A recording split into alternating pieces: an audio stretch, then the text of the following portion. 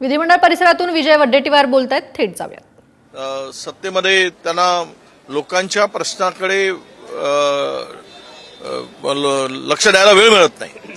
अशा स्थितीमध्ये आम्ही त्यांच्याकडे मागणी केली आणि आपल्या महाराष्ट्राच्या विधानसभेच्या काही परंपरा आहेत, अनेक वर्षापासूनच्या आहेत की अध्यक्ष ज्यावेळेस सत्ताधारी पक्षांचा असतो त्यावेळेस उपाध्यक्ष हा विरोधी पक्षाचा असला पाहिजे।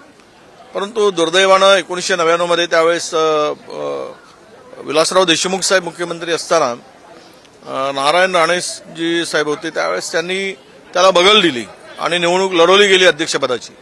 तेव्हापासून ही परंपरा खंडित झाली, पण पुनश्चती झालेली परंपरा खंडित झालेली पुनश्चती सुरू करावी अशी मागणी आम्ही मुख्यमंत्री महोदयांना केली आणि मुख्यमंत्री देवेंद्रजींना आम्ही सांगितलं की उपाध्यक्ष देण्याबाबत आपण विचार करावा।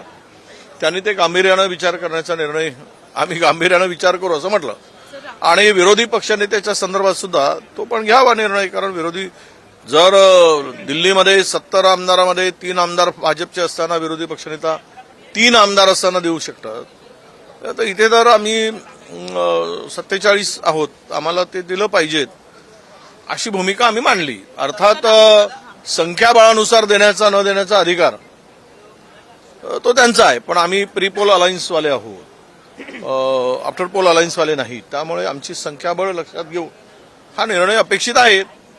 बघूया काय होतंय ते।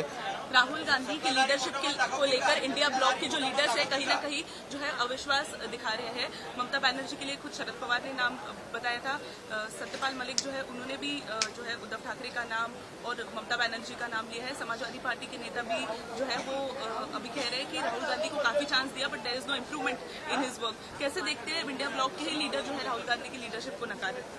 देखिए, देश के अंदर में राहुल गांधी के नेतृत्व में ही हम लोग सत्ता के आसपास पहुंचे थे। 235 जगह तक राहुल जी के नेतृत्व में पूरे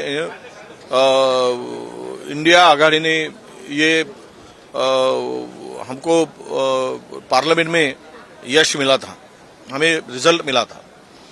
और रहा सवाल कि चुनाव में हार जीत होती रहती है, कई राज्यों में ये हुआ है, इसका मतलब ये नहीं कि राहुल जी इसके लिए सक्षम नहीं है, ये बोलना ये गलत है।